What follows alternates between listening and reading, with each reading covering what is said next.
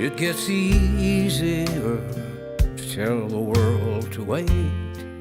Aos 91 anos, Willie Nelson continua surpreendendo o mundo, não apenas pela sua longevidade, mas também pelas verdades que ainda tem a revelar. Ícone absoluto da música country, ele desafiou a indústria, ignorou rótulos e construiu uma carreira baseada na autenticidade. Mas essa jornada foi tudo menos fácil. Rejeitado por Nashville, forçado a seguir padrões que não combinavam com seu estilo e à beira de desistir, Willie quase ficou para trás. Mas, ao invés de se curvar às regras da indústria, ele decidiu reescrever a sua própria história e acabou mudando o country para sempre. Agora, aos 91 anos, ele não tem mais nada para provar, mas tem muito a dizer. Willie Nelson e Kris Kristofferson chegaram a Nashville cheios de talento, mas foram rejeitados pelo establishment da música country. No final dos anos 50 e 60, Nashville só aceitava um som pólido e comercial. Qualquer artista que fugisse desse padrão era visto como um risco, e Willie e Kris eram exatamente isso. A sua presença como cantor não era bem recebida pelo conservador cenário musical da cidade, apesar de ter escrito sucessos como Crazy,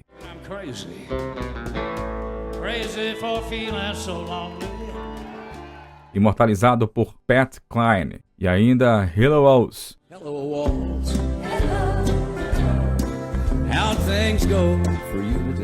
gravado por Pharrell Young. Ele não conseguia espaço como intérprete. O seu timbre de voz único, a sua dicção arrastada e a sua entrega emocional intensa eram vistos como não convencionais demais para o mercado country da época. Os executivos das gravadoras tentaram moldá-lo em um artista mais tradicional, exigindo que ele usasse ternos elegantes, adotasse arranjos musicais mais sofisticados, com grandes orquestrações. Esse formato não refletia a sua verdadeira essência artística e os seus álbuns solo não emplacaram. A frustração aumentava a cada lançamento sem sucesso. Ele via seus colegas conquistando o estrelato enquanto permanecia na sombra como compositor. A virada começou a acontecer quando ele decidiu sair dos limites de Nashville e buscar um som mais autêntico, alinhado ao seu espírito livre e inovador. E foi fora do mainstream que Nelson encontrou a sua identidade, inaugurando o movimento Outlaw Country, que mais tarde revolucionaria o gênero. Bem, Kris Kristofferson, ele teve um caminho diferente, mas igualmente desafiador, com um currículo impressionante. Formado em literatura em Oxford, ex-piloto de helicóptero do exército e professor de inglês, ele parecia não se encaixar no estereótipo do cantor country tradicional, né? O seu amor pela música o levou a abandonar uma carreira promissora para trabalhar como zelador no estúdio Columbia, esperando uma oportunidade de mostrar as suas composições. Sua música era diferente, introspectiva, carregada de temas como culpa, redenção e sofrimento humano. Ele escrevia com uma profundidade poética que contrastava com os hits comerciais que dominavam as rádios country. As portas não se abriram facilmente. Muitas gravadoras rejeitaram as suas composições, alegando que eram complexas demais para o público de Nashville. Mas Kristofferson não desistiu. Ele usou a sua posição no estúdio para se aproximar de artistas influentes, chegando a pousar de helicóptero no quintal de Johnny Cash para entregar pessoalmente uma fita demo. A sua persistência deu frutos quando Cash ouviu Sunday Morning Coming Down. Sunday morning coming down. Então, decidiu gravá-la, levando Kristofferson ao reconhecimento. Ele provou que o country poderia ser mais do que simples canções sobre festas e corações partidos. Podia ser uma plataforma para poesia, para a introspecção e para narrativas reais e cruas. Tanto Nelson quanto Kristofferson desafiaram as convenções de Nashville. Foram rejeitados, menosprezados e considerados difíceis de vender. Mas a resistência ao molde pré-definido foi justamente o que os tornou lendas. No fim, não foram eles que se ajustaram a Nashville. Foi Nashville que teve que se adaptar ao que eles trouxeram. Demais, né? A década de 70 foi um divisor de águas para a música country. Nashville, que sempre foi o coração do gênero, começou a perder espaço para uma nova onda de artistas que rejeitavam as suas regras rígidas. O movimento Outlaw surgiu como uma rebelião contra a produção excessivamente pólida e a limitação criativa que a cidade impunha. Willie Nelson e Kris Kristofferson estavam no centro dessa revolução. O conservadorismo de Nashville sufocava a criatividade de artistas como eles. Mas, no Texas, uma revolução estava acontecendo e eles estavam prestes a liderá-la. Kristofferson, já consolidado como um grande compositor e intérprete, percebeu que Nashville nunca aceitaria Willie Nelson pelo que ele realmente era. A cidade via Willie como um excelente compositor, mas insistia em moldá-lo em um cantor tradicional, ignorando a sua originalidade. Kristofferson, que conhecia bem essa batalha por autenticidade, aconselhou Willie a deixar Nashville e explorar o Texas. Ele sabia que a cena musical em Austin estava em ebulição, oferecendo um ambiente onde artistas podiam ser fiéis a si mesmos, sem as amarras das grandes gravadoras. Kristofferson viu em Willie alguém que poderia liderar essa revolução e o encorajou a dar esse salto. Foi um conselho que mudaria não apenas a vida de Willie Nelson, mas toda a trajetória da música country. O Texas era um território fértil para essa mudança. Em cidades como Austin e Luckenbach, a música country estava se misturando com o rock, o folk e até o blues, criando algo completamente novo.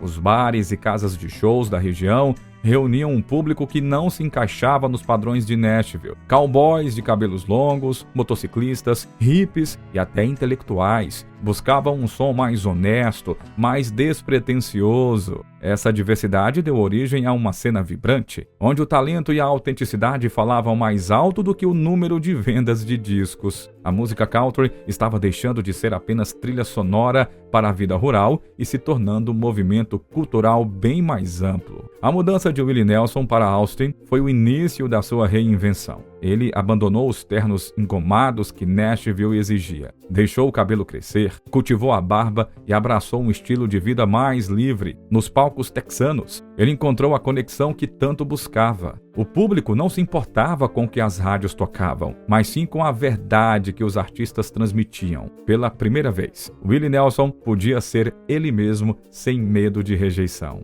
O movimento Outlaw nasceu dessa ruptura definitiva com Nashville. Willie Nelson e Kris Kristofferson, junto com nomes como Waylon Jennings e Johnny Cash, tornaram-se os rostos dessa nova era da música country. Eles rejeitaram a produção controlada dos estúdios e começaram a gravar os seus álbuns do jeito que queriam, com músicas de sua escolha e sem interferências de gravadoras. As letras passaram a refletir a realidade da vida na estrada, a solidão, o amor perdido e a liberdade acima de tudo. Nos anos 70, o Outlaw Country atingiu seu auge, com Willie Nelson e Kris no centro dessa revolução. Mais do que um gênero musical, o Outlaw se tornou um símbolo de resistência, provando que a verdadeira arte nasce da autenticidade e da coragem de desafiar o sistema. Bom, Willie Nelson e Kris Kristofferson sempre foram vistos como dois gigantes da música country, né? Mas a relação entre eles esteve cercada de rumores, rivalidades e uma amizade que desafiou o tempo. Ambos compartilharam o amor pela música, a rebeldia contra Nashville e a busca por autenticidade. No entanto,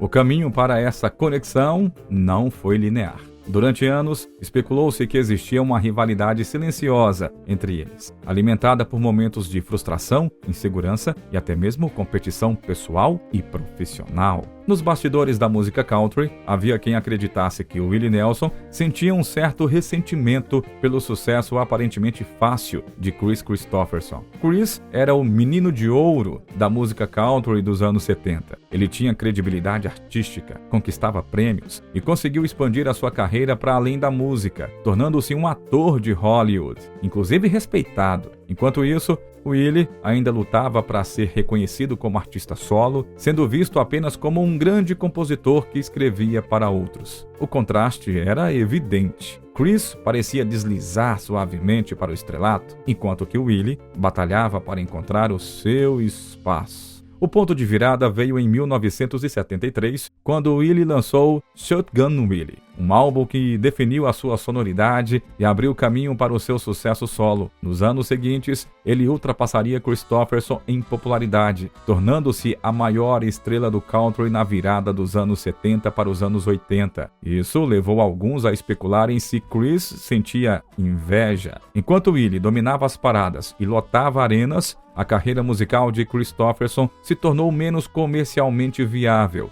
e a sua atuação no cinema começou a oscilar entre altos e baixos. E se a competição profissional já dava combustível para as especulações, o envolvimento de ambos com a cantora Rita Coolidge adicionou ainda mais um elemento extra de tensão. Coolidge era uma cantora e compositora talentosa que conquistou o coração de Kris Kristofferson e se casou com ele em 1973. O relacionamento foi intenso, mas também turbulento, marcado por ciúmes e conflitos emocionais. Antes do casamento, havia rumores de que Coolidge teve um envolvimento com Willie Nelson, embora nunca tenha sido confirmado publicamente. Essa suposta conexão amorosa pode ter criado uma sombra entre os dois amigos, especialmente considerando o temperamento volátil e possessivo de Kristofferson. O casamento de Chris e Rita terminou em 1980, encerrando um capítulo conturbado na vida pessoal do cantor. Apesar dos rumores de rivalidade e do possível triângulo amoroso, a amizade entre Willie Nelson e Chris sobreviveu a tudo isso. Willie nunca guardou rancor em relação a questões amorosas e sempre deixou claro o respeito e a admiração que tinha por Chris. Em entrevistas, Nelson falava abertamente sobre a influência que Chris teve na sua vida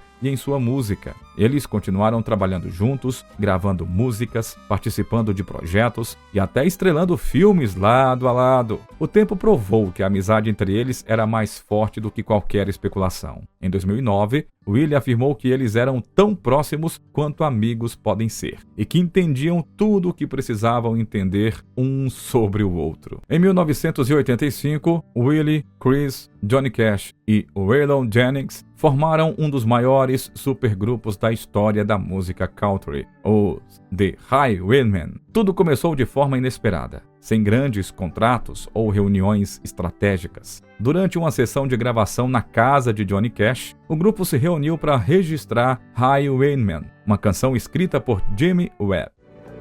The bastards hung me in the spring of 25. O que aconteceu naquele estúdio foi pura magia, gente. 4 vozes distintas, mas que se encaixavam perfeitamente, criando uma energia impossível de ignorar. O resultado não poderia ser outro, né? Foi tão poderoso que não havia outra opção a não ser continuar. O nome veio naturalmente. Highwaymen, homens da estrada, errantes por natureza, exatamente como sempre foram em suas carreiras solo. O primeiro álbum, Highwaymen, foi um sucesso estrondoso. A faixa título chegou ao topo das paradas country e virou um hino instantâneo. Mas para eles não era apenas sobre vender discos, era sobre a irmandade. Durante mais de uma década, eles cruzaram o país em turnês, levando sua música e a sua amizade para os palcos. Entre risadas, histórias e muito amor pelo que faziam, deixaram a sua marca não só na música, mas também uns nos outros. Chris e Johnny Cash compartilhavam um carinho profundo, a ponto de trocarem palavras de "eu te amo" antes da morte de Cash. O mesmo ocorreu com Waylon Jennings. Não era só uma banda, era uma família. Juntos também dividiram a tela no filme Stagecoach, de 1986, levando a lenda além da música. O tempo passou e a estrada começou a se despedir dos seus viajantes. Waylon Jennings nos deixou em 2002. Johnny Cash partiu em 2003. O legado, no entanto, nunca, jamais se apagou. Nelson e Chris seguiram levando as músicas e as histórias do grupo adiante. Com a morte de Kristofferson, Nelson tornou-se o último Highwayman. Ele continuou a apresentar as canções que marcaram toda uma geração, mantendo vivo o espírito da amizade e da liberdade que definiu o grupo. Mais do que um supergrupo, eles moldaram o caminho da música country, inspirando gerações e provando que, enquanto houver estradas para percorrer, a sua música jamais será esquecida. Willie Nelson é muito mais do que um ícone da música country. Por trás do homem de cabelos longos, bandana vermelha e uma voz inconfundível, há uma história de luta, de superação e desafios que quase destruíram a sua carreira e a sua vida pessoal. Ele enfrentou dívidas milionárias, problemas com a lei, traições e turbulências familiares. A vida financeira de Willie Nelson foi uma verdadeira montanha-russa. No final dos anos 80, ele foi alvo do IRS e do Departamento de Receita dos Estados Unidos, que alegou que Nelson devia cerca de 32 milhões de dólares em impostos. E o motivo? Maus investimentos feitos pelos seus consultores financeiros que o deixaram à beira da ruína. Em 1990, os seus bens foram confiscados, incluindo propriedades e até instrumentos musicais. Para qualquer outro artista, esse teria sido o fim. Mas Willie Nelson não é qualquer artista, gente. Em vez de declarar falência e desistir, ele fez o que sabia fazer de melhor: música. Em 1992, ele lançou o álbum The R.E.S. Tapers, Who Buy My Memories, um projeto onde os lucros foram diretamente para o pagamento da sua dívida. Os fãs, solidários com seu ídolo, compraram o disco em massa, ajudando-o a quitar a maior parte do valor. Se os problemas financeiros não foram suficientes, Willie também teve que lidar com a lei de outra maneira. Ele foi preso diversas vezes por conta de posse de maconha, mas nunca escondeu seu estilo de vida. Pelo contrário, ele se tornou um dos maiores defensores da legalização da cannabis nos Estados Unidos. Com a sua filosofia pacífica e seu humor característico, ele chegou a brincar que não tinha problemas com drogas, só com a polícia. Se a vida profissional de Willie Nelson foi turbulenta, a sua vida amorosa não foi diferente. Casamentos, separações, traições e filhos fora do casamento marcaram a sua trajetória pessoal. Ele se casou 4 vezes e teve 8 filhos conhecidos, além de outros que descobriu bem mais tarde. Mas o casamento nunca foi um terreno fácil para ele. O próprio Nelson admitiu que não nasceu para relacionamentos tradicionais e que a fidelidade não era o seu forte. A sua primeira esposa, Martha Matthews, suportou anos de infidelidades antes de finalmente se separar. O segundo casamento, com Shirley Collie, terminou quando ela descobriu, por meio de um recibo hospitalar, que Willie havia tido um filho com outra mulher enquanto ainda eram casados. Essa revelação foi um escândalo na época, mas não foi a última vez que a vida amorosa de Nelson virou manchete. No terceiro casamento, com Connie Kopke, a história se repetiu. Outra traição, outro filho fora do casamento, outro divórcio. E foi apenas em sua 4ª união com Annie D'Angelo que Willie Nelson pareceu encontrar um equilíbrio. Juntos desde 1991, Annie foi a sua parceira mais estável e o ajudou a atravessar alguns dos momentos mais difíceis da sua vida, incluindo os problemas com a Receita Federal. Apesar de todos os escândalos e desafios, Willie Nelson nunca escondeu as suas falhas. Pelo contrário, ele sempre falou abertamente sobre os seus erros, os seus arrependimentos e a sua visão sobre a vida. Para ele, a honestidade sempre foi o melhor caminho, mesmo que isso significasse admitir que nem sempre foi o marido ou o pai ideal, né? Bom, voltando a falar um pouco sobre Kris Kristofferson, ele é um dos grandes nomes da música country e do cinema. Um homem que viveu intensamente, transformando experiências de vida em canções que marcaram gerações. Mas, por trás do artista brilhante e do poeta rebelde, havia um homem que enfrentou batalhas internas devastadoras. O alcoolismo quase destruiu a sua carreira e também a sua vida pessoal. E nos últimos anos, a sua saúde foi severamente comprometida por conta de uma doença que o levou a perder a própria memória. O talento de Kris Kristofferson era inegável,